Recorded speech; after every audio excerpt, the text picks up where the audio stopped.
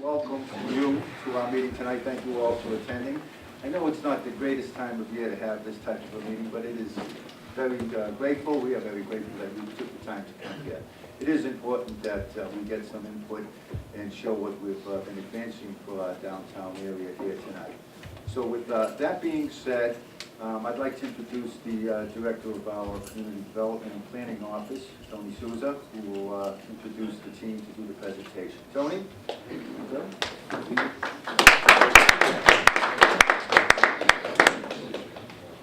Good evening, everybody. Thank you for coming out. My name is Tony Souza. I'm the Director of Planning and Development.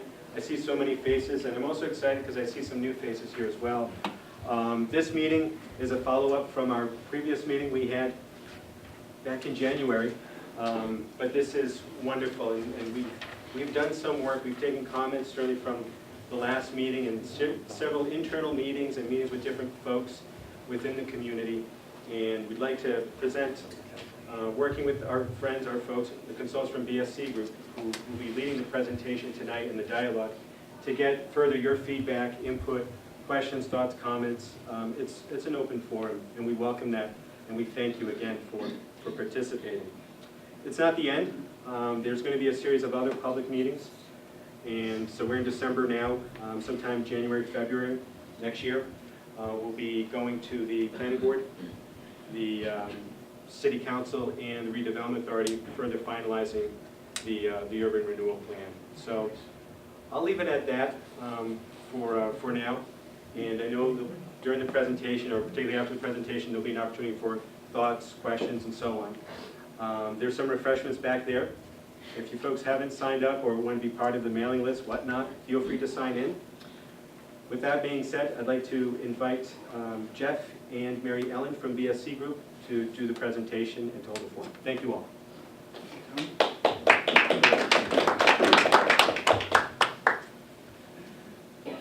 Excuse me, good evening. As Tony said, I'm Jeff Vassar. I'm with the BSC Group, and with me tonight is Mary Ellen Radovanek, who's going to be joining me up here in a second, as well as Allison LaFleur at the end. And we've all been working together on the plan and with the city on this plan. And what we want to do tonight is quickly reintroduce or introduce people to the project so you know what we're talking about, but then go over more specifically some of the recommendations that are being put into the plan, because we want to hear back from you, your comments, your ideas, your reactions to what's being recommended, so that we can then wrap up the plan and, as Tony said, then go to these other boards and commissions in the community for their approval before we send the plan to the state for their ultimate approval. So again, some introductions and overview. The blue area is what we're calling the Everett Square Urban Revitalization Plan area.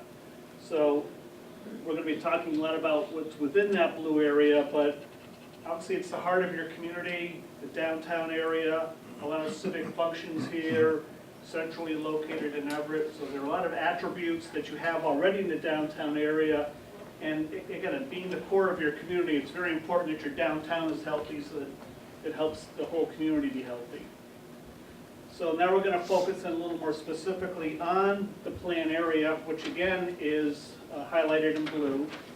And down through the middle of this is Broadway. So we're going from Hosmer, Lexington here, down Broadway, past the library where we are now, down to the traffic circles, Revere Beach Parkway, that whole end there, branching up School Street. In the middle here, there's cross streets of Chelsea and Norwood. So that is kind of the commercial core of the area.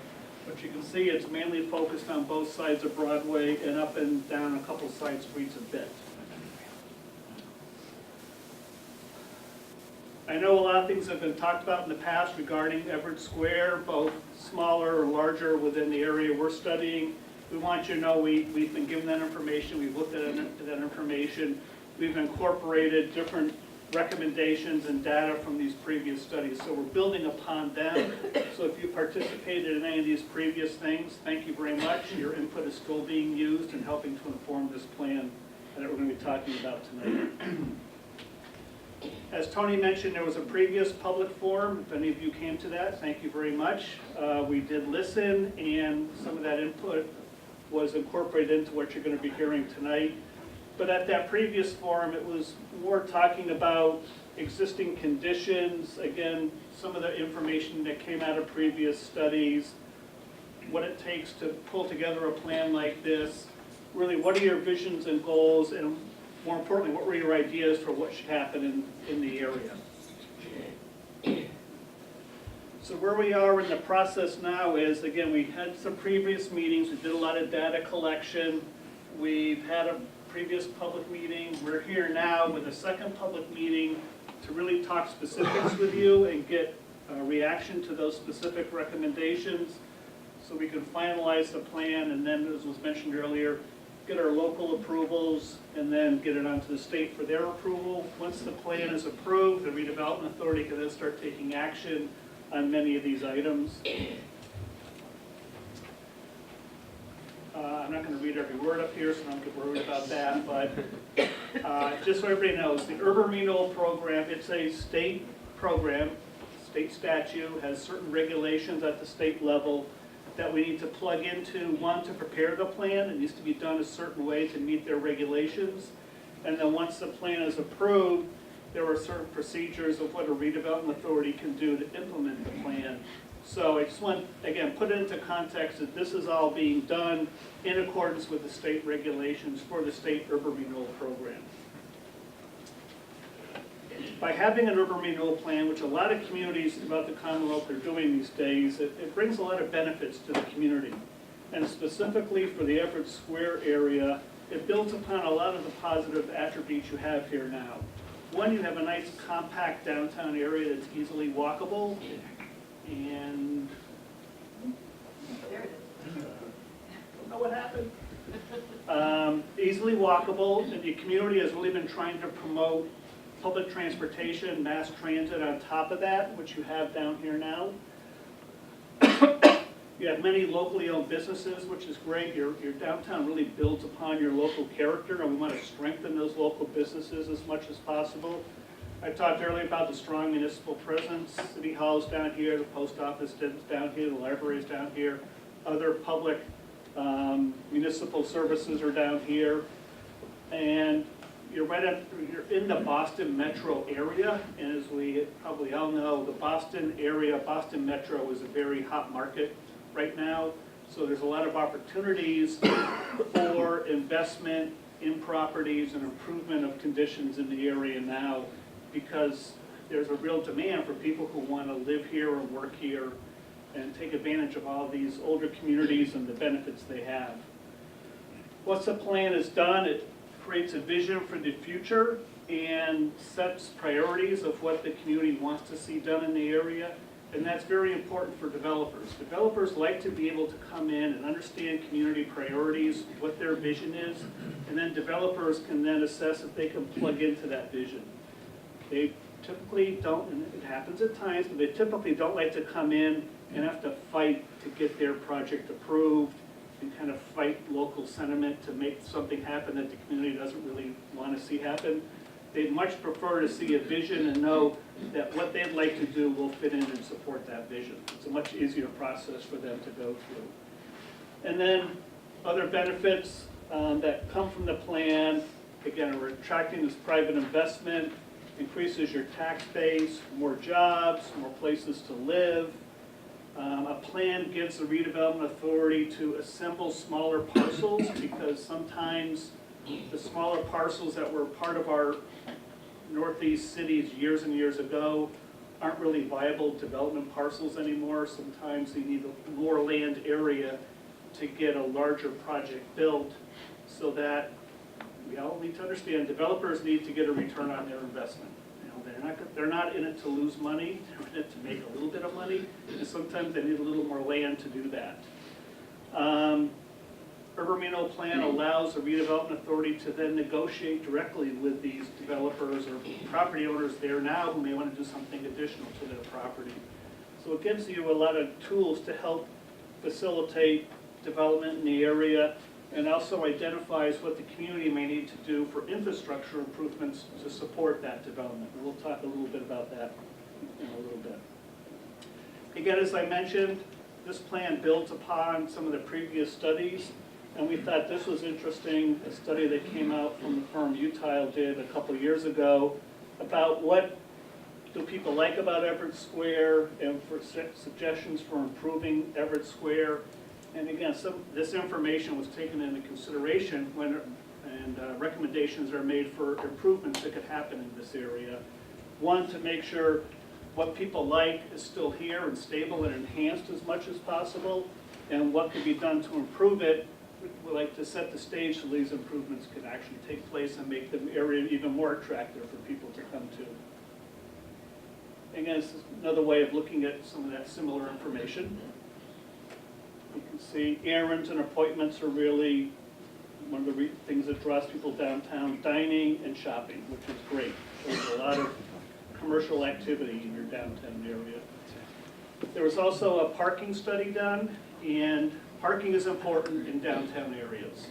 And quite honestly, most communities think they don't have enough downtown parking, especially the business and property owners don't think there's enough parking in the area. And a lot of times there is enough parking, it's just people don't know where it is or they're not using it efficiently. And what this previous study told us was that you know, if 100% is all your spaces, your typical use is well below the number of available spaces. Some of you in the room may be saying, that's crazy, I can never park here. It may be you can't park where you want to park, but there may be spaces elsewhere. So our plan does include recommendations for parking, but we're able to make those recommendations with this understanding in mind that, yeah, there is some capacity here now, and the community is really trying to support mass transit and walking so that we're trying to balance all those different things in this plan. So what goes into an urban renewal plan? Again, I talked about this being a state program. There's certain state requirements and regulations. And public input, we put up there number one. That's very important for this plan. This is the community's plan. We want to hear from you. But then we take that information and we identify a boundary, goals, action items, make sure we're addressing the state requirements. Proposed economic and community development strategies are important. Public improvements are important. We also need to generate a budget for the action items and show where the money's is coming from to support those action items. So it can't just be a wish list without the ability to show how that wish list could actually be implemented and achieved. So that'll be part of the plan. And then at the end, we get the local and ultimately, hopefully, state approval for this. So a number of different things go into the preparation of this plan. One of the criteria we need to tell the state is why we think this area qualifies as an urban renewal area. And urban renewal isn't like, these days, isn't like it was back in the 60s and 70s. It's not come in and identify blocks and blocks of land and tear down all the buildings and either rebuild or hope something gets rebuilt. It talks about selectively identifying opportunity areas or areas that are underperforming and what can be done to help revitalize or stimulate investment in those areas. And in order to qualify as an urban renewal area, there are three different categories the state says. It could be open blighted, which you're not. That's like large swaths of land where there's nothing. It might be old industrial land that's contaminated and nothing's happening there because things need to be cleaned up. Excuse me, it could be substandard area where there's more specific criteria of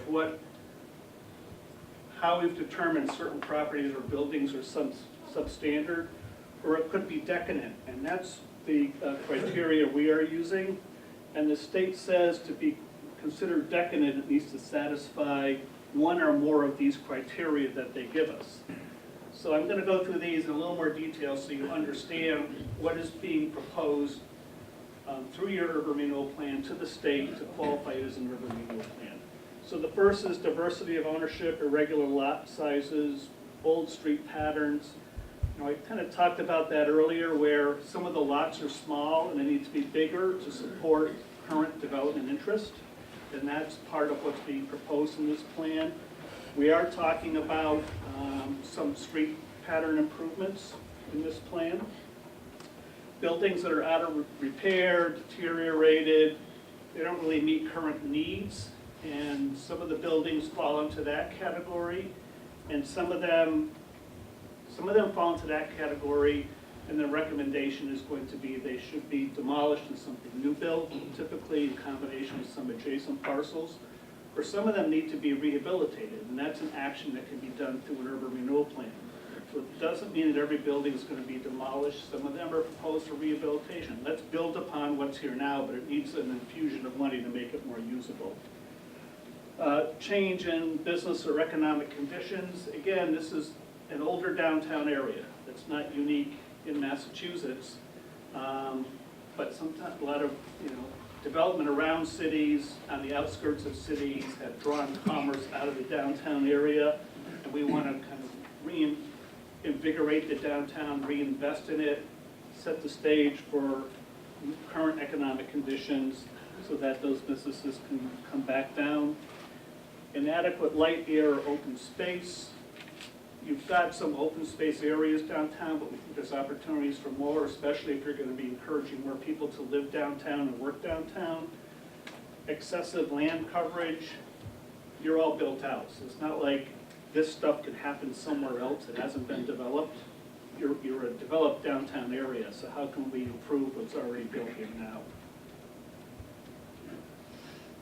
As I mentioned, there was a community meeting back in January, and we got some input, and at that time, vision items and goals were recommended, and based on that input, we modified this. So if any of you came to the previous one, this is slightly different. I'm going to let Mary Ellen speak to this slide briefly, just to give people an idea of some of the things that are part of the vision and maybe slightly different. So the current vision is very pared down from the one that was presented previously. I think we were just trying to capture too much, and we tried to refocus and just get into the heart of Everett Square. This vision focuses on a center that is vibrant, inclusive, and retains its identity and historic character. It also focuses on opportunities with a mix of housing, opportunities for new businesses, and new jobs as well. And then it focuses on the increase of the tax base from the rehabilitation or redevelopment of properties that are currently underutilized. So there are some wonderful properties in Everett Square, but maybe the first floor is leased, but the second floor is vacant. Looking at different opportunities that can generate more and better use of those properties.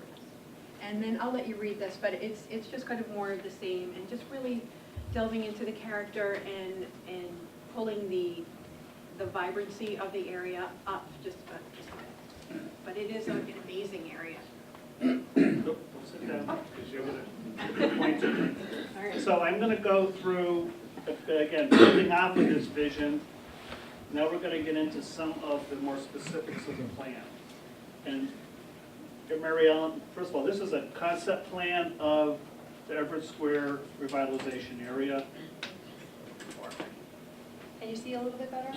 Yeah, but now they can't see the screen. Well, how about that? You'll hear his eloquence and you'll get it. All right. So one, I talked about improving the public infrastructure. So there are recommendations to improve the streetscapes along Broadway, Norwood, and Chelsea streets. So again, kind of that spine through the middle as well as those cross streets. And the city is already working on plans to do that. For Tony, so he can nod his head. Michael, correct, you're working on streetscape improvement plans for downtown. Correct. Redevelop storefronts, improve properties, rehabilitate second floor or higher uses. Again, this is what Mary Ellen talked about earlier and I talked about. We're not talking about demolishing a number of buildings. Some of them it's a matter of rehabbing, and that includes rehabilitating storefronts as well as making the upper levels of the buildings more usable. Encourage small-scale mixed-use redevelopment. So there are some areas that are parking lots that we're proposing for redevelopment. There are some areas where we think some of the buildings have lived a good, useful lifetime, and it's time for something else to happen there. But we want to recommend redevelopment that's consistent with the character of the downtown area. I did talk about assembling parcels and making larger lots, and that is the case. But this is not big, large-scale redevelopment. These are still relatively manageable, small-scale, mixed-use redevelopment projects for a lot of these parcels. Enhance pedestrian amenities, that goes with the streetscape improvements, but also make it more comfortable for pedestrians downtown to circulate around, so people either take mass transit or come here and park and walk around to everything, make it a very walkable downtown area. Opportunities for placemaking events, kind of gets a little bit to the open space, but placemaking is public spaces that build off of the unique character of the community. And we want to talk about enhancing some of your existing open space and park areas and creating some new ones. You want to just circle them, but maybe just point some of them out, Mary Ellen, and describe where they are. Oh, start where they are. So this is the 9/11 Memorial Plaza at the intersection of School Street and Broadway.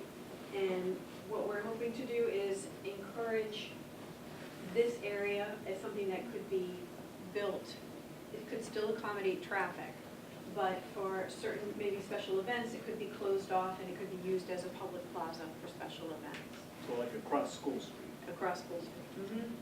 And then this would be where City Hall is now.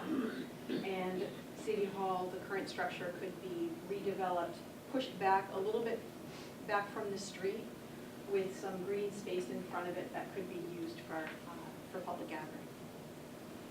So those are some of the, that's what we mean by placemaking. Places where the public can gather for special events, as well as activities and seasonal programming.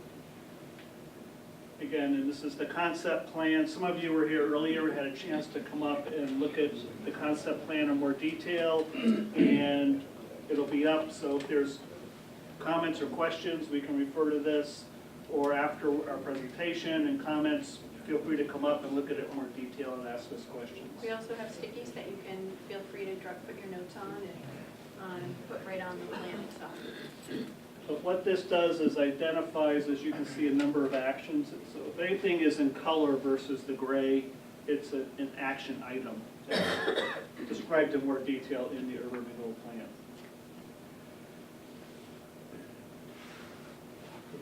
So, you want me to read and you point again? Okay. So again, we talked about some of those general improvements, and then here are some of the more specific improvements more related to economic development. So redevelop Norwood Street and School Street area with mixed-use development. So I don't know if you want to recommend some of the action items, Mary Ellen, because some of it is rehab, some of it is new building, and some of it is building up above what's already there. Yeah, so for this particular block, the recommendation is to try to rehabilitate the building at the corner of School Street and Norwood, which is referred to as the Bouvier Building. It has a lot of very nice historic features, a mansard roof, nice windows.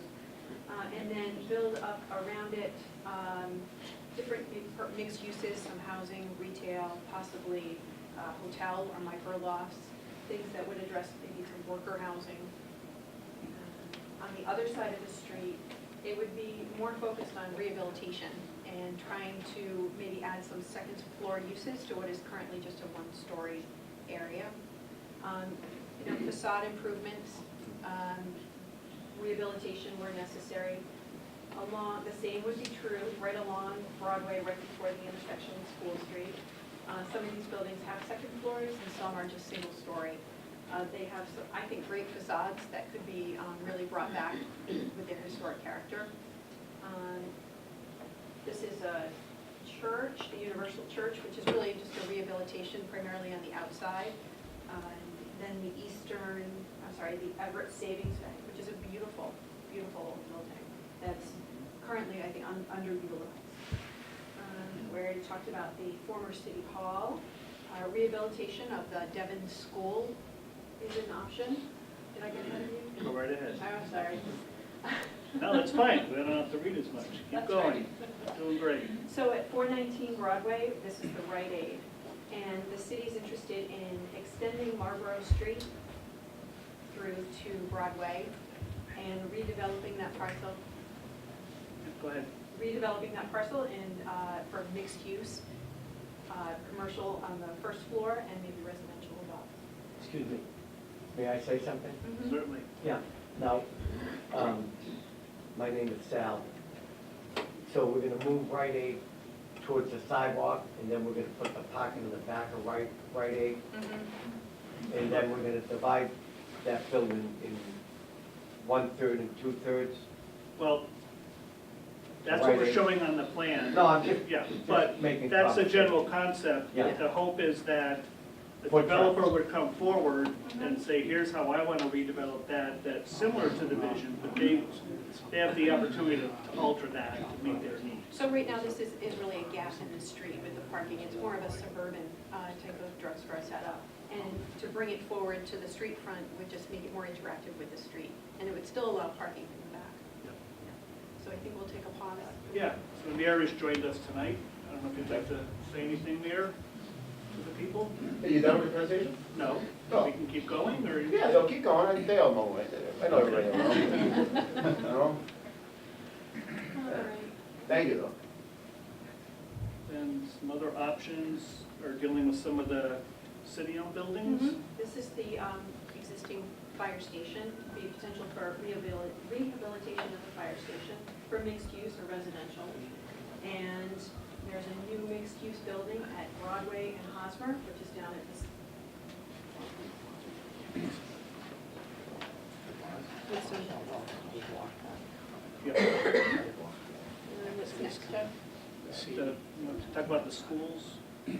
So the mixed-use building in the corner of Chelsea and Victoria Streets. So right now, there's an open lot behind this building, and that could be redeveloped for mixed use. The rehabilitation of the schools, this is more of a long-term goal. This is the Parlin Middle School. It's a beautiful old building, built about 1930. And it could be redeveloped for residential use. The Sumner G. Whittier School could be redeveloped for hospitality uses or commercial office. And then the Devons School is a potential for redevelopment as residential. And what that would be as part of the city's process. And this is, again, one of the things we have talked about is the implementation phase of an urban renewal plan is 20 to 25 years. So these would be something that would be put out, something that could happen anytime in the 20 to 25 year. So the schools would have to be, They would be relocated. yeah, either a new building or rehab building somewhere else. Okay, thank you. Some of the public realm improvements we've gone over already, park improvements, streetscape improvements, extension of Marlborough Street. Again, you've done a lot to make the downtown multimodal with bike lanes and really enhancing bus accommodation, really adding on to that. So as I said earlier, really pedestrian friendly, places for outdoor seating so that the streetscape becomes a little more active with people using it for a variety of purposes. Some larger parks, but then some pocket parks in some areas. Make it comfortable for people to move around. You know your community, you know how to get to point A and B. There's going to be a lot of new people coming to your community when the casino opens and for other things in town.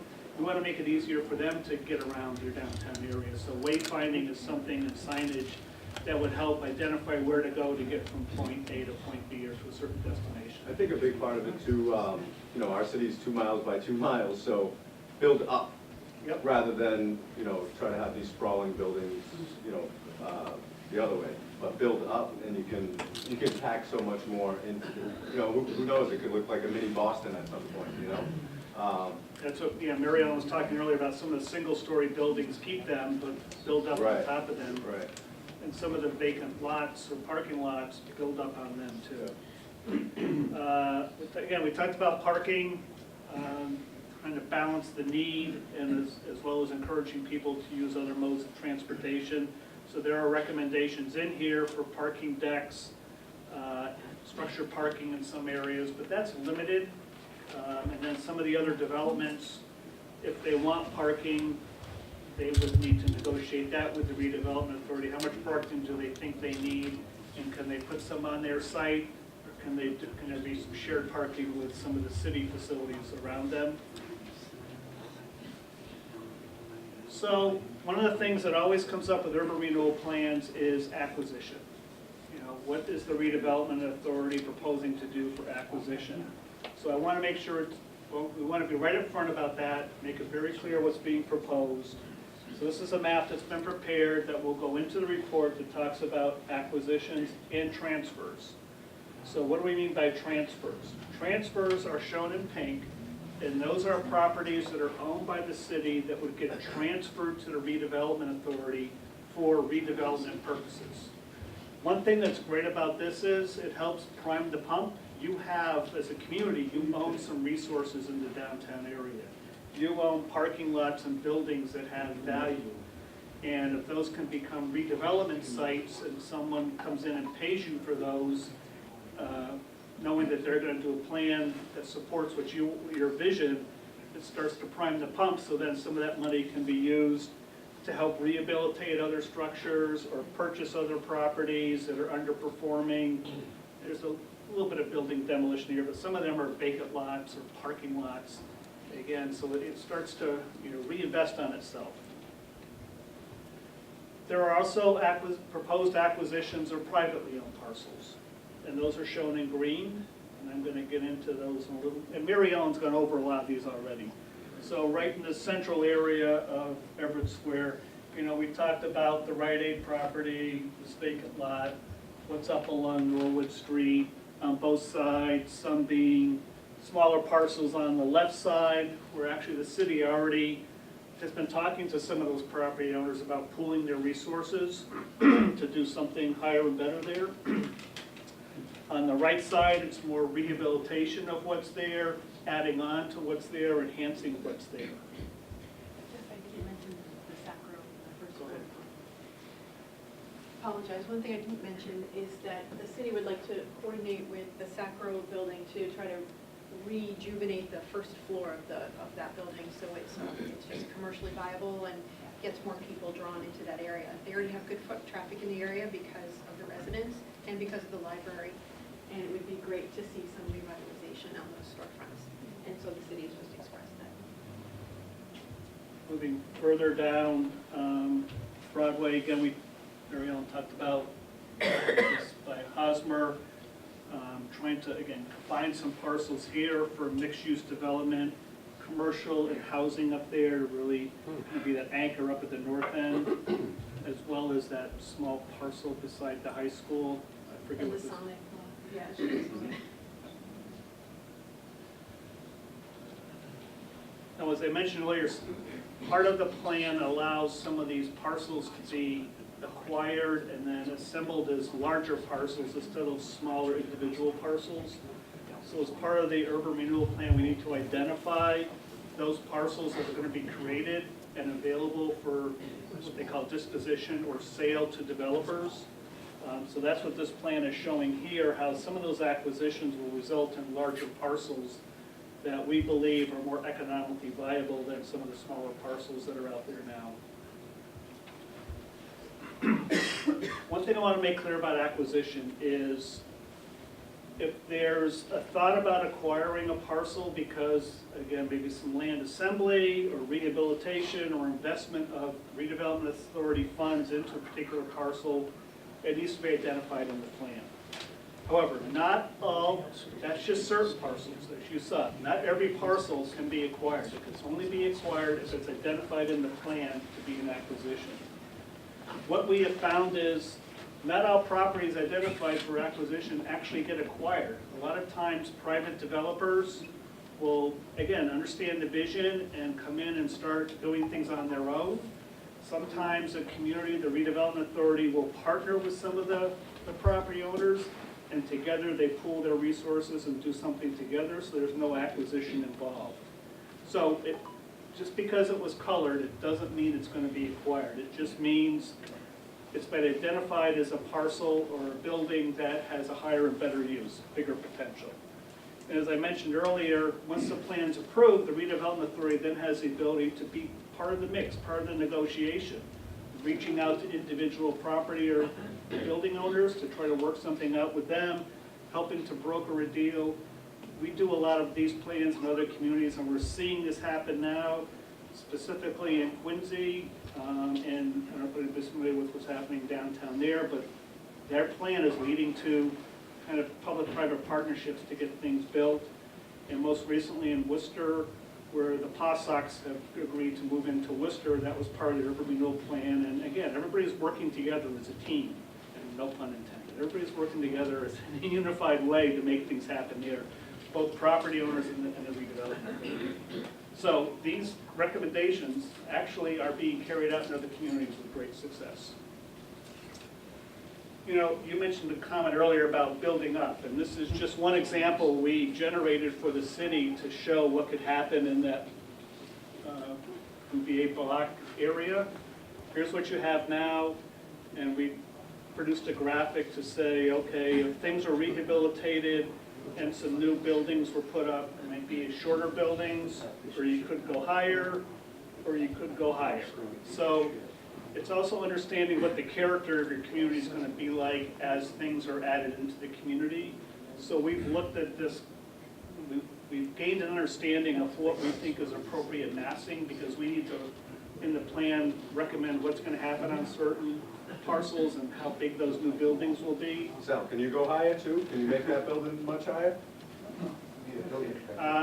But I also wanted to show this because it would be our recommendation to the redevelopment authority. This is what you want to see from developers who come to town. You want them to show you what their proposed development looks like, so you can see how a proposed building is going to fit within the context of the community around it.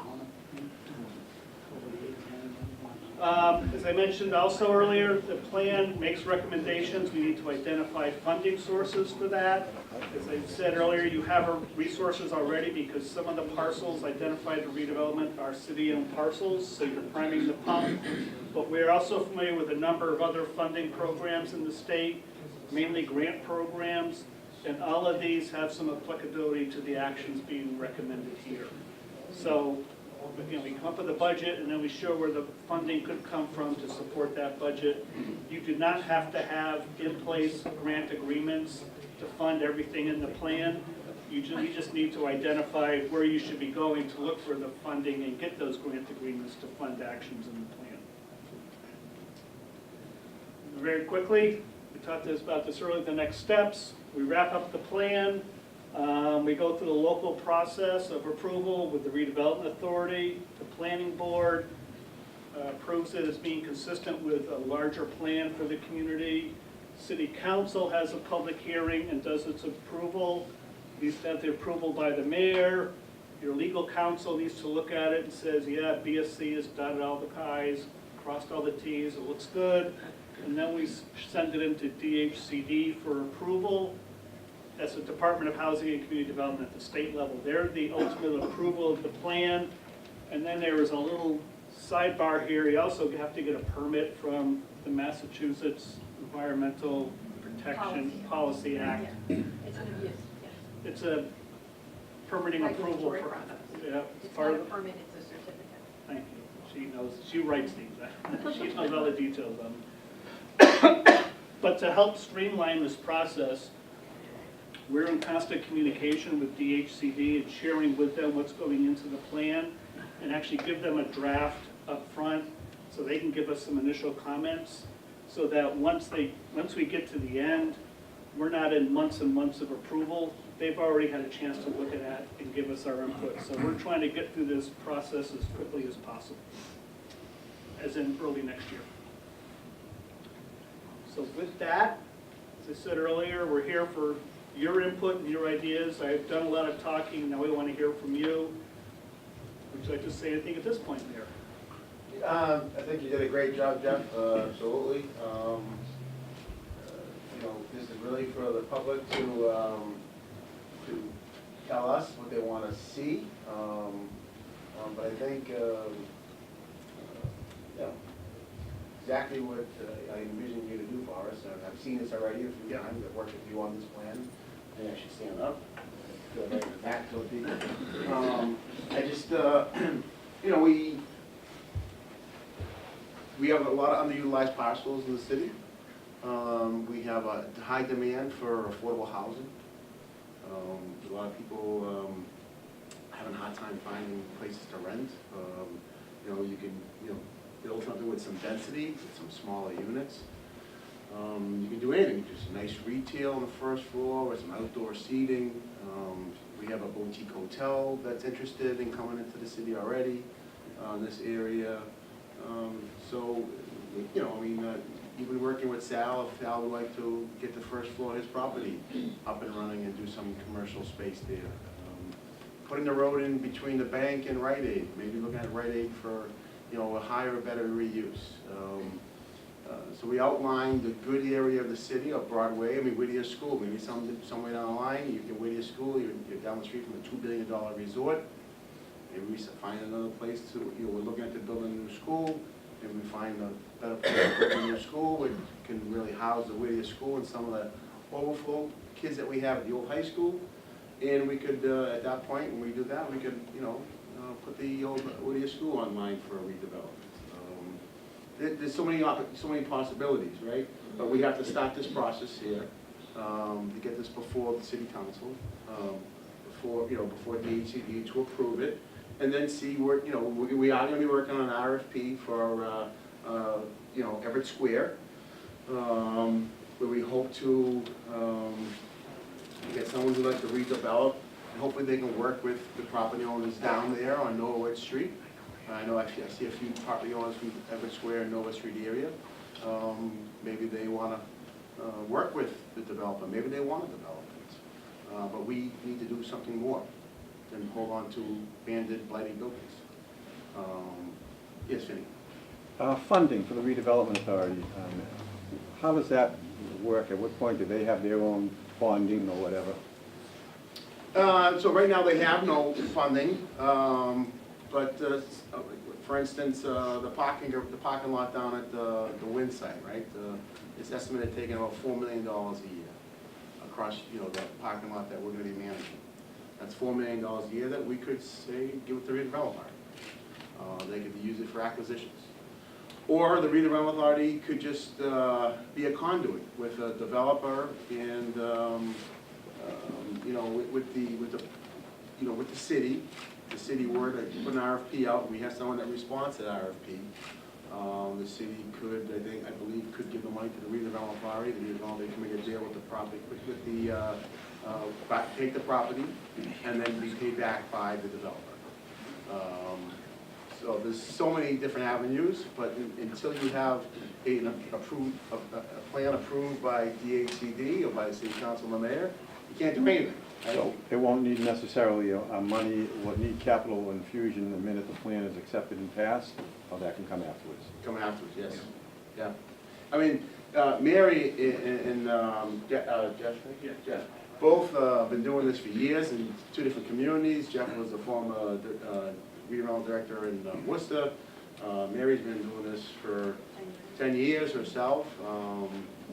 I think we all could say we want better in our city, better developments, some better, if it's better retail on the first floor, if it's, like I said, anything. Plus, we're doing a lot with transportation. We had a positive meeting with Secretary Potluck yesterday. We will see a Silver Line stop down at the Wind site. We'll see a commuter rail stop at the Wind site. The BRT lane is designed and ready to be, is going to be completed down Lower Broadway. So you'll have a BRT lane from Everett Square to take you straight right down to a Silver Line stop, a commuter rail stop, a water taxi stop, or Ann Sullivan Station. That alone, then you look at flipping it on the other side of the street for afternoon traffic, or you keep it going both sides 24 hours a day. And you look at, parking, a lot of facilities where we have a lot of parking lots that are empty overnight, right? You have a lot of buildings in Everett Square that are one-story buildings with no life on the second floor. No life really on the first floor either. Has it ever been considered like in New York, a couple of the bridges, I forget which bridges they are, to put like a road on top of a road, that would help with traffic immensely. Has that ever been brought up? No, but it's funny you say, I was at a conference just recently, Elon Musk was talking about something like that. But, and he finds it easy at the tunnel, he says, so he's. Yeah, it's a boring company. Yeah, the boring, yes, exactly, Yeah. right, but he was talking about that, and he found it to be too pricey to do it. Really? Yeah, yeah. Yes, Mike? Thank you, Mr. Mayor. I think this is, first of all, I think it's a great presentation, but, I mean, you just mentioned, and this is the thing I've been thinking about for years, is certainly the Rite Aid building. You know, I look at like down at Station Landing, they have the Walgreens, and then everything is so far, you know, I don't know how many units up there on top. Certainly I would envision, you know, that could be really redeveloped, whether they put a roadway in between, whatever, to get out to, you know. And that might not work, right? We may not want to put a roadway, we may not want to Oh, open up even Victoria just a Street. walkway or something, a more accessible Yeah, walkway, yeah. whatever, for people to access Yeah. getting back to Victoria Street. Just clean it up. Right, but also too, with it's such a big parcel of land, I mean, is it, for parking, is it available to go underground there possibly? I mean, I don't know what's underground there, is it contaminated, is it something that's, I mean, there's too many, you know, utilities running under there and stuff like that. I think you the know? cost of building underground parking spaces would be prohibitive for any developer to come in. I think, it's not, I don't think they could do it.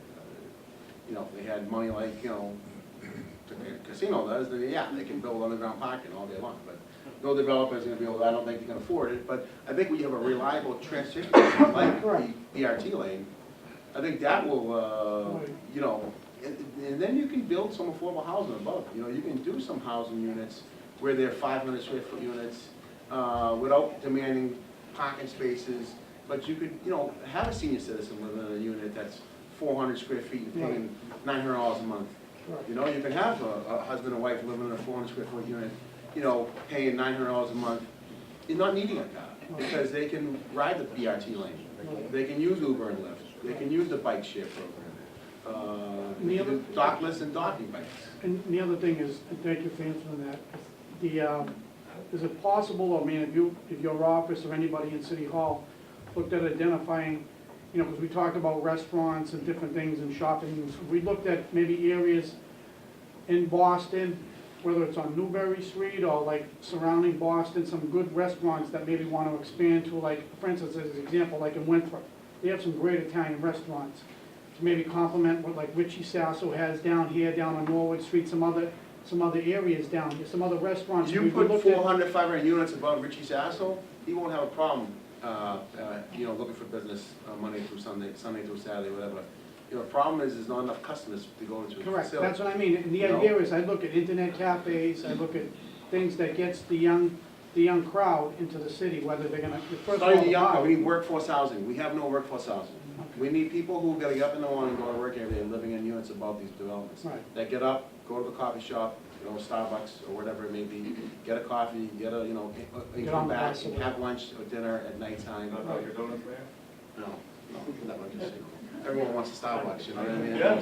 That's the, you know, that's the image, you know, you get Starbucks, you made it, they You say, know you what I know? mean. I'd rather a honeydew, to be I honest know with what you. But, yeah, I just think it's the first step to make, you know, in the process. Of course, it's going on the planning board, I'm glad to see a member from the planning board, I'm glad to see some members of the city council here. Yes? Mr. Mayor, there's been some talk recently about developing an athletic facility down by the old GE where 7 Acres Park is. Yes. I don't know, you could speak to where we are in that.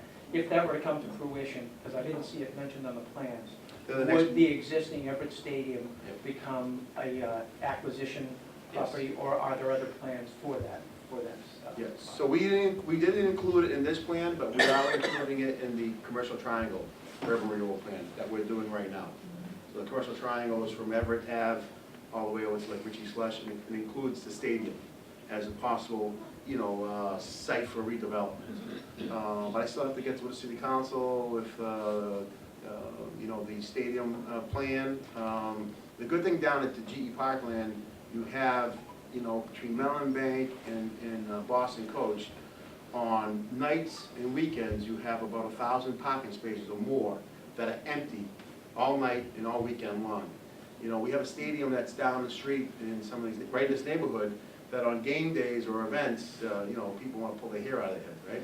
So by taking the stadium out of there, probably be best for the neighborhood and putting it in an area where there's plenty of parking. So that's the plan. Right now, you know, Encore is finishing up their parking placement for Line Street.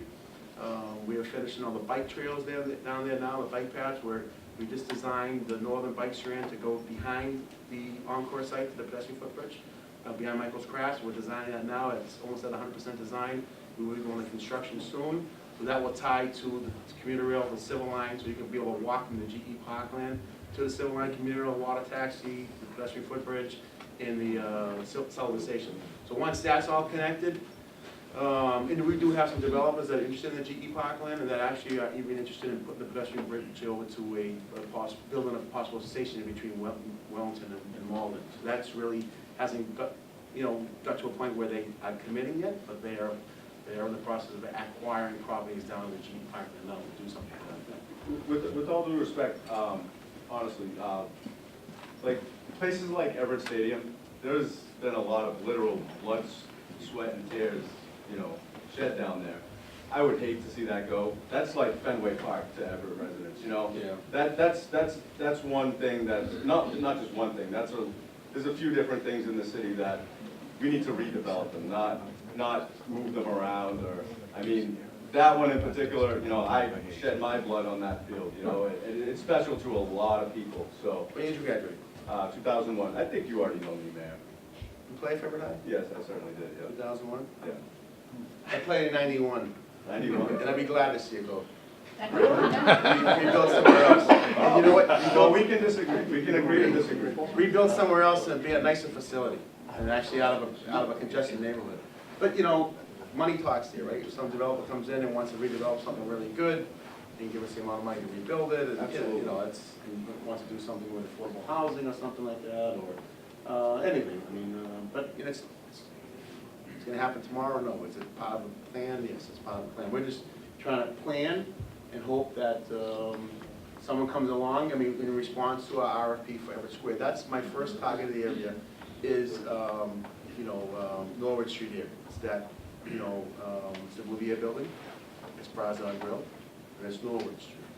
And I'm hoping, and we can, talking to, Jeff and Mary, if Richie Sasso wants to stay in the development, and he wants to be there and, have a condo in that, the whole redevelopment, we could do the specs that way. Angelo's hair salon wants to stay, he can stay. If the liquor store wants to stay, they're not gonna stay. I don't want a liquor store. I really don't want any of them, to be honest with you. I'm actually upset that they sell liquor in a pharmacy. I mean, hospital drug, whatever you want to call it today. But my vision is to see more. If you want to sell liquor, have a restaurant. You sit down, people sit down and eat at. I just want to, note that. So, in conjunction with this, we're also doing a redevelopment of the streets on Norwood Street. A whole new master plan for the streets and sidewalks and lighting. That we're not going to have that tonight, but that is the whole plan, traffic plan for the area. I think you can show a little bit of it here. Yep. But that's all being done right now, and City Council approved the money for me to do those studies, and those are going to be released soon. And then we'll go back to the City Council to. We're probably going to wait, see if we get a developer, and then we'll go back and maybe the developer will have to build that infrastructure, build those roads for us. Extended sidewalks, level street with a sidewalk, with the bollards and chains and that type, maybe where you have, and you have the street, when you come down Norwood Street, you no longer come down Norwood, you go behind Norwood and come out to the Broadway that way, and a new intersection where the 9/11 Memorial would have to be displaced. It's really nice, it's really sharp looking. I think you're gonna love it when you see it. But our first step is to get this approved, right? Yep. Right? Did I stand up there? There's another question. Yes. But, One more question. Build off of When what you the did- when you- was saying is, I mentioned earlier about having a plan in place so developers and people want to invest in property, see what the community's vision is. But it's also important that the city put money into the game too. And with streetscape projects and other things, you're showing you're investing in your downtown yourself, which makes it more enticing for others to come in and invest private money. I'm sorry, yes, go ahead. I mean, this is great. It's the first tangible signs of progress in a long time in that area. How do you come up with the boundaries for this plan and specifically Glendale Square? You know, why do you stop the plans at Hosmer and Lexington Street? Is there a further plan later on down the line for Glendale Square, or just doesn't have the same need, or? Well, I think you have to have a boundary, I guess, right? You have to have a, you know, Based on the previous studies that were done, yeah, It focusing, it kind of went out from the Norwood Street and Chelsea Street intersection. yeah. Did you hear that? Yeah.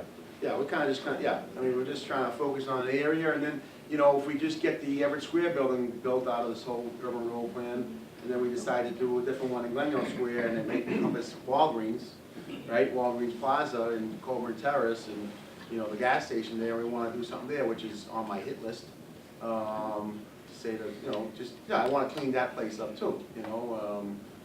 So that'd have to be a separate plan. That'd be a separate urban renewal plan. Right, so we'll get that, we'll meet with the neighbors in that neighborhood, hear from them what they want to see. You know, I know my cousin and son who lived there, I know they would want to see something better in that neighborhood for a long time, you know. And urban renewal plans can be amended, so this is the boundary we're going in with now, but it's not to say 5 years down the road, there might be an opportunity and there's a need to I mean, bump the this city line isn't out that here. big.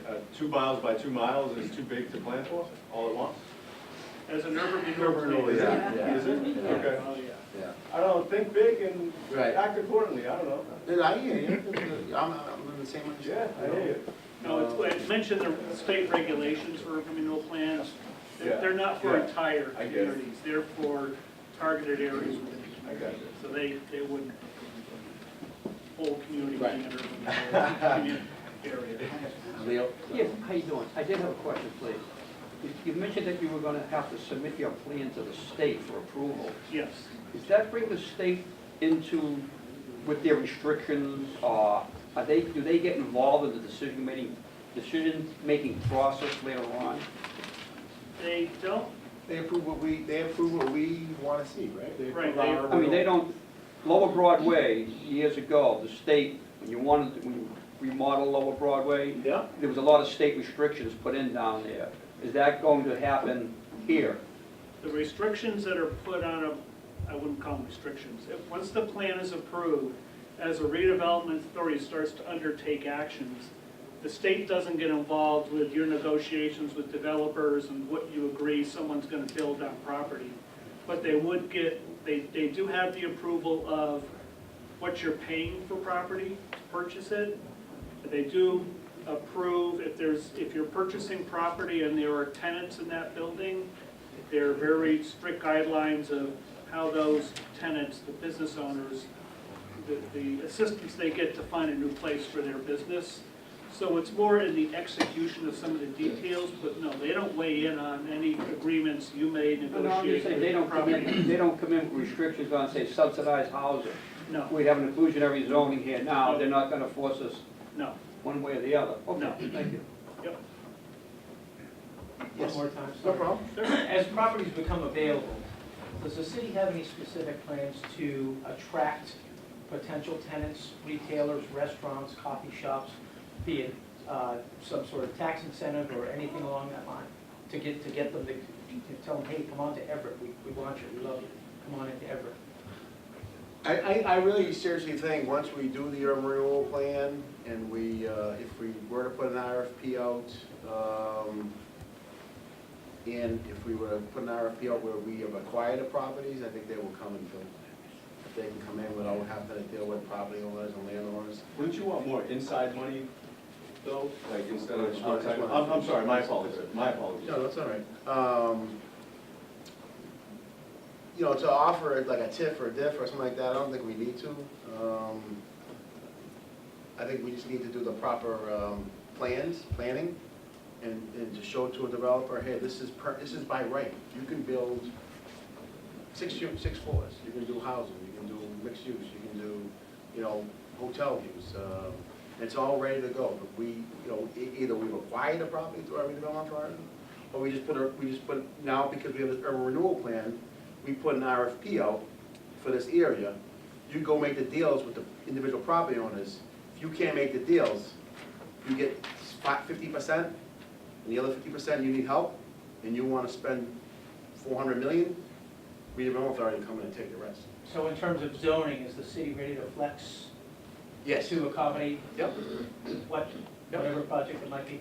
Yeah, we're looking to deal with some serious developers who wanna rebuild, the squares for us, who wanna,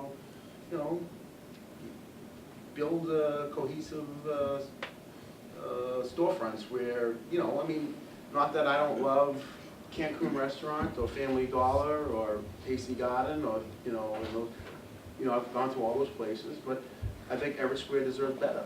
Maybe they still can stay, but I think you can build above and do some workforce housing, or you can do boutique hotel. You have a $2 billion hotel going down the street that's short by 5,000 hotel rooms.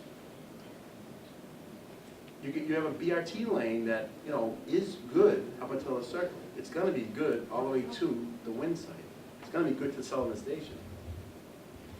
We need to capitalize on that. So you're asking about businesses, and the city can have its own incentive program for businesses, but urban renewal plan is really about stimulating investment in the property and the buildings, and then whoever has the buildings, it's really on them to get the businesses and the tenants in there. It's the urban renewal. Or you're talking plan like a is- particular business to relocate or something? No, not necessarily, but along that line, does the demographic drive that? Yes. For instance, Starbucks, I work over in Cambridge, they're all over the place. Yeah. Because that's Yeah. the demographic. Yes. I don't think we have that in Everett right now. It's not to say that we might not in the next 10 years. But does the demographic drive, is that part of the attraction for businesses like that? I wouldn't say we don't have the demographics, right? We just have people who actually appreciate their money more, don't want to spend $6 for a coffee. I mean, look at it that way, but, I don't spend $6 for a coffee, I'd rather spend $2. But, we all can afford to go, but we just don't go. But with that But said. we want to bring some of those people that are crazy that want to spend $6. Yeah, that's what you meant to say. Yeah. Mr. Ellis? Mr. Mayor, regards to where the fire was at the Bonsai Song, where the Braza is now, do you offhand know who owns that property? I mean, is The Bonsai son? Where the former Bonsai Song was? So, by this handsome guy right here. Is the Braza in the parking lot too, or the parking lot? Parking lot's a city. Is city. Yeah. The parking lot out back. Okay. Yeah. I seem to think that's the big key right there. That is in, Mr. Bouvier was here, Jeff just left, I think, but Jeff's building is also a key parcel. And I know I think Richard still wants to stay in Everett and do business, and he wants to see, some people above his building, I'm sure, to drive his business. And I know Charlie doesn't want to leave, he wants to stick around, and I'm sure he wants to be part of the whole deal, possibly. But, we brought them all together, we try to lampoon them, we're trying to bring them all together, to work together, but, if somebody doesn't want to work, we have to do what we have to do. Stanley? Thanks, Mayor. How are you? I'm looking at the two rent, actually the four rentals that we're looking at, and I see within the target area, a couple of buildings that aren't being used, and I'm wondering why, because they're right in the middle of the square. And one is the Marine Corps League building, and the other one is the building that's next to it. I don't know the name of it, but I think it used to be the old high school, that building. And they're 3 stories high, and the reason they're 3 stories, they look a lot higher, but the floors are very, very high inside the buildings. And those things could be taken down, it could be 5-story building and not raise the height of the building at all. If you've been there, I'm talking, which one I'm talking about? Marine Corps League Hall? Masonic building? No, that's way up. The one that's right beside the, Rite Aid, the bank, right beside the bank. The 2 big stories. 2 big Okay. buildings there. All right, okay, yeah. They're 3 stories. Yeah, yes. But, you can play basketball on the top floor. Right. We've done a lot of play rehearsals up there, and we've had gymnastics and all that kind of stuff, and there's plenty of room.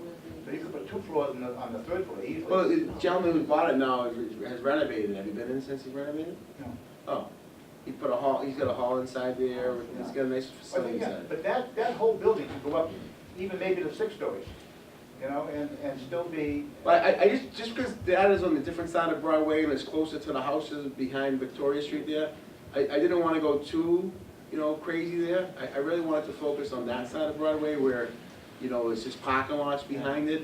And then, you know, look at the parcels next to, you know, like, But these would still be on Broadway. These are- yes, it's on, yeah. And it's the parking lot is behind it, you know, it's really not touching the house on Victoria Street area. You know, but anyway, it's a thought, think about it. Yeah, think about it, and if, you know, if someone's recently invested in a building and the investment and the use is not inconsistent with the vision, we've tried to target more of the ones that need assistance versus the ones that have recently been invested in, so maybe that may be one of the I thought you had reasons. mentioned a target area. and- No, it's in the target area, so if someone would come and want to do something different there, Yeah. if the owner himself want to come, but we are trying to target an area that but I really want to target first is Everett, is the Bouvier Building, Raspberry Grill, that side of Norwood Street, and that parking lot. That's my first area that I want to redevelop. And then from there, you know, That's okay. go on the other side of Norwood Street and then, Oh, it's not like a 20-year period. Yeah. well, no, I'm hoping, you know, this is done within, you know, 3 years, most, Yeah. right? So we're shooting for. Built in 3 years? That's the goal? Going back to the outside money, has anything ever been proposed where you give the citizens ownership of these types of facilities? Like they have an offer out there to invest in these projects rather than the outside money coming in? Has No. that ever been proposed? Once you put an RFP out, anyone can respond to it. Okay. And as long as they're well-financed and, Can you do it in a way where the residents have precedent? Where they start the bidding, basically? I think it would be, I think it's based on the proposal. So you put an RFP out, it's based on who gives you the best proposal, and then who is best qualified to build it. We had to put a citizens group together to do that. oh, really? Yeah. Okay. But you could do that. Just make sure they're funded. And, okay. Any other questions? There was a question from an email. I don't know if I should read it at this moment. It's from Kathleen O'Brien. Sure. She had a comment about having more space, public space in the area, and so her email reads, "I'm not able to attend tonight's meeting at the library about the Everett Square, where I'd like to suggest space or spaces for public use such as community center or similar space where community groups can gather for meetings, activities, or events. There's a huge lack of such space in Everett. It would be great if there was a commitment from the city to support some sort of shared workspace for nonprofits and community groups similar to that of the Nonprofit Center in Boston." That's what we're looking for, Yeah, is that's what ideas. we're looking for, so that's a great idea. So if we were to put an RFP out, and that's something we all agree that we want to see in there, we put that in, right? So that's what we're looking for ideas from everybody, say, what do you want to, basically, what do you want to see in this area? What, I mean, right? Yes. Yeah. Yeah, we've made recommendations, and so far, everybody seems supportive, but there are other ideas and other approaches to things. We want to hear every thought.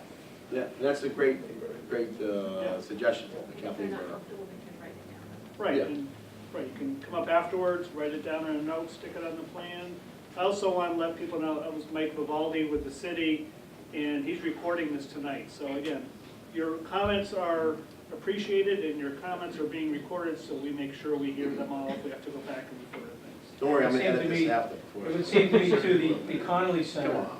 the Connolly Center would serve that purpose perfectly. An existing structure would serve that purpose perfectly, I think, the Connolly Center, I don't know, for community meetings and such.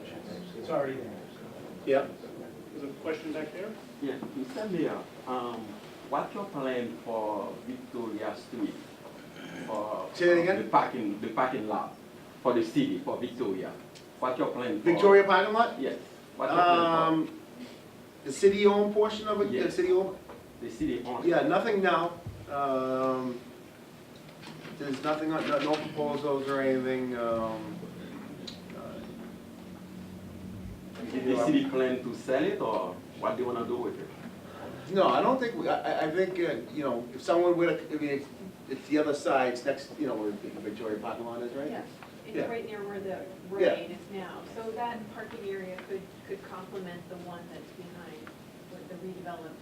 But because it's an urban renewal plan, if someone were to make a deal with the owner of the Bay Bank building, I forget, is it, what's it called today? Bank of America. Bank of America building, it used to be the Bank.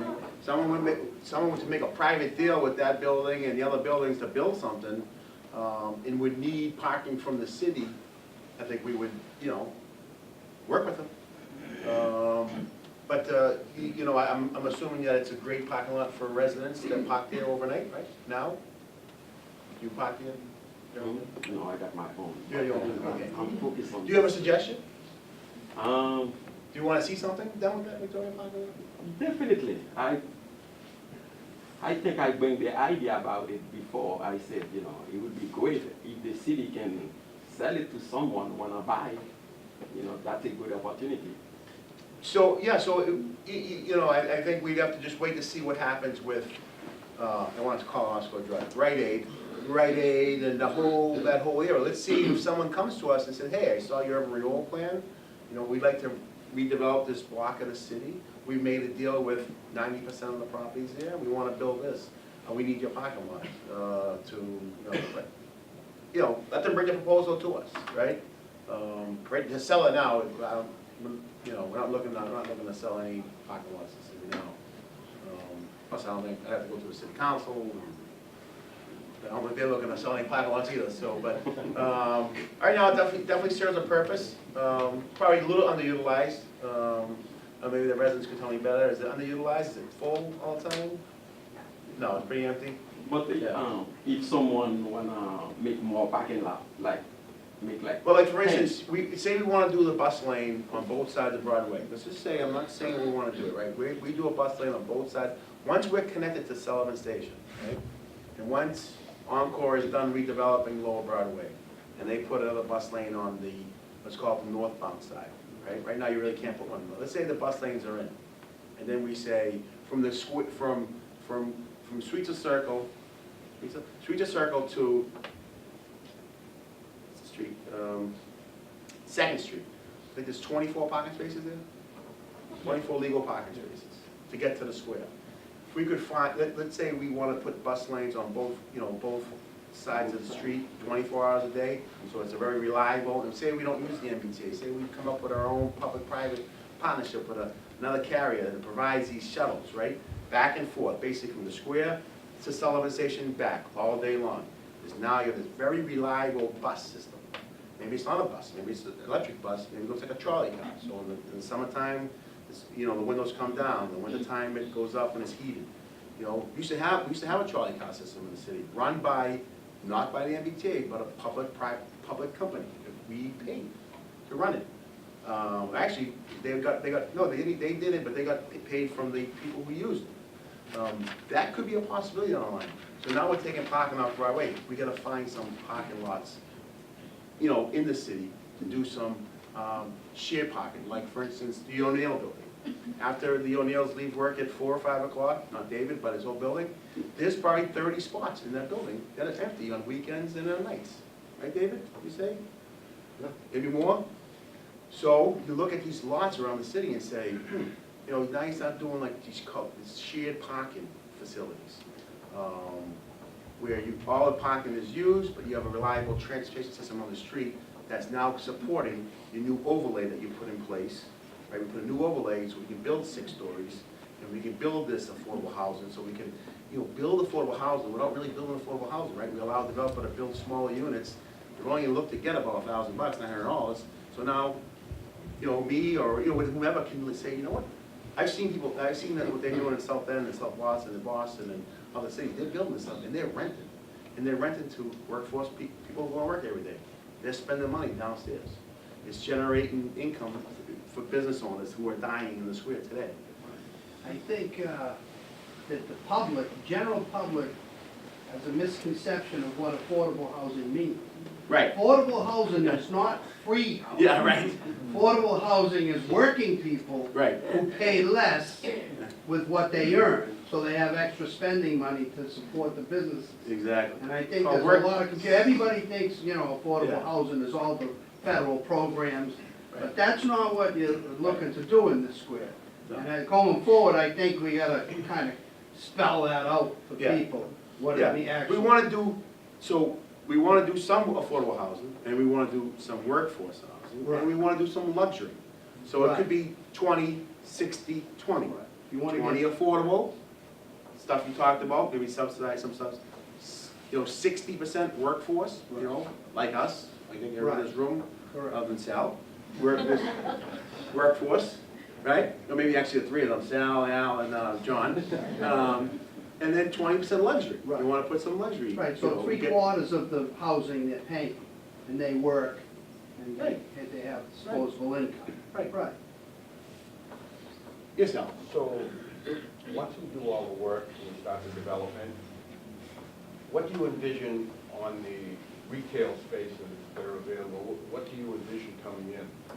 Boutiques, coffee shops, restaurants? I mean, do you have to go out and try to bring people in, or will they just come? I think we just say we wanna see, we wanna see a portion of retail, we wanna see all these different uses, and then a developer, like Rich, will come back to us and say, this is what I'm proposing. I'm proposing I got commitments from Starbucks, I got a commitment from Hudson Group, who does a boutique hotel, I have a commitment from this group, that's, and then, you'll check their finances and their commitment letters, and you say, all right, let's award it to them. They can build it, So let's you're go. not gonna go out and We're not gonna go out and seek like, see who's available? no, no.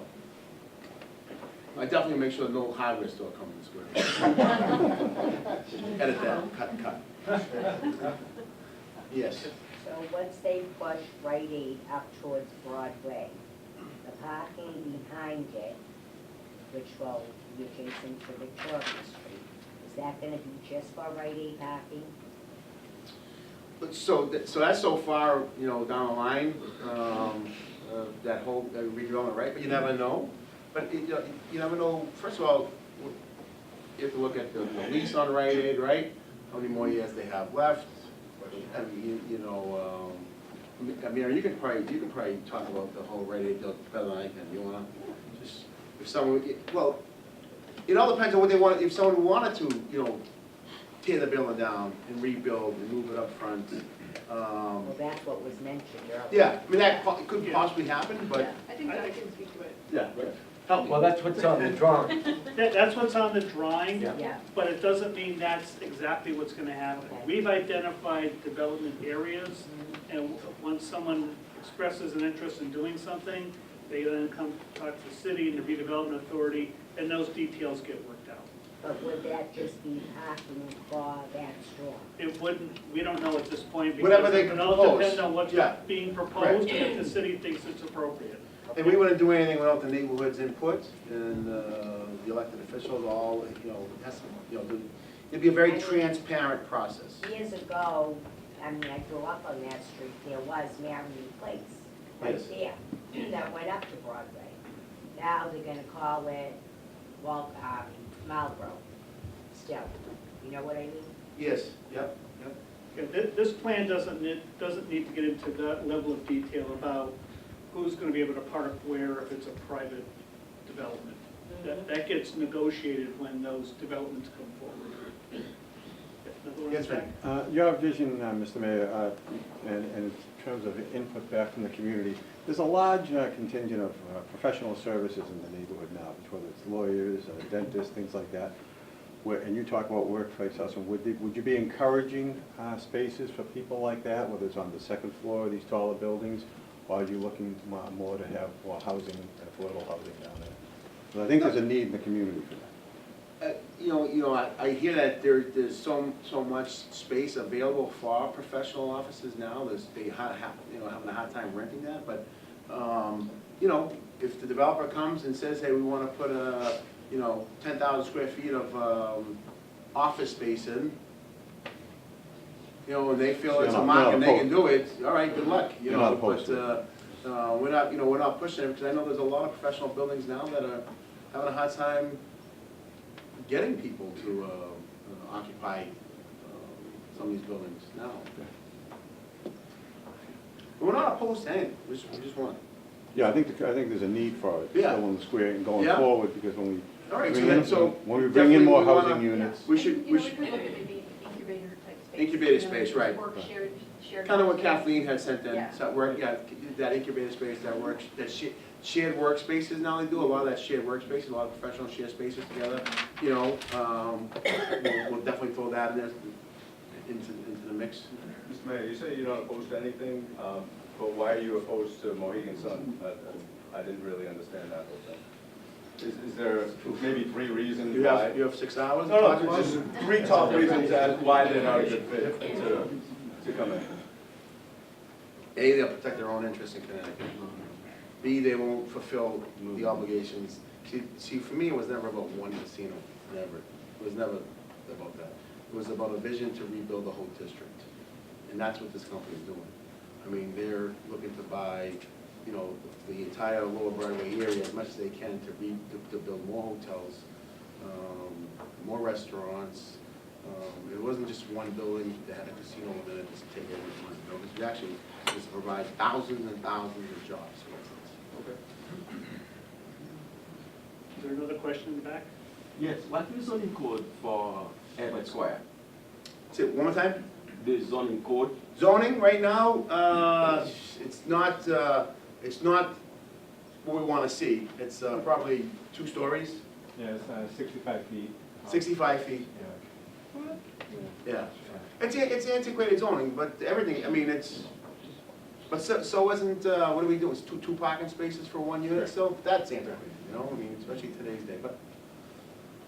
So we're gonna hopefully change all that, so. There's been exceptions. Okay. Any other general questions or, yeah, go ahead. One other thing, that corner there that's set vacant for a while, the old Brigham's, you Yes. touched on it a couple of times, Yeah. Mr. Mayor. Seems to me that Target, even though we have the traditional big box Targets down the road, they seem to have been developing a new business model. There's 2 in Cambridge now, Central Square and Porter Square. There's one over by Fenway on Boylston Street. Seems to be more of a less square footage, urban sort of operation. That, to me, that corner would be a perfect fit. Would the city be welcome to a neighbor like Target if they wanted to come into to that spot there? I don't know, I'd have to ask my counsel there.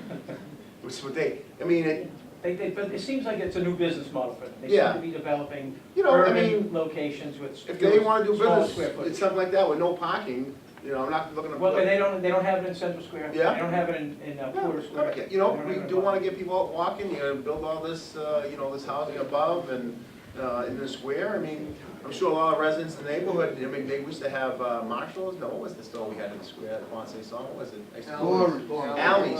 Yeah, that was the manager there, right? Yeah. So, I mean, you know, we'll put that on the list, right? Yep. Right? Michael? Mike, another question? Just a suggestion of some sort of like. Don't you work for us? An entertainment center of sorts, like a bowling alley, a A movie theater or something? movie theater. Yeah, that'd be great. Yeah, I'd love to see something like that, we should put that in there. We used to have at the Park Plaza, we used to have a bowling alley too, right? Yeah, but we have a crossing street. Yeah, yeah. Yeah. We're actually looking to possibly put a couple bowling lanes in the Conley Center. Downstairs in the Conley Center. The seniors of the city. For anybody, You all set? yes, I can do this all day, Jeff. I mean,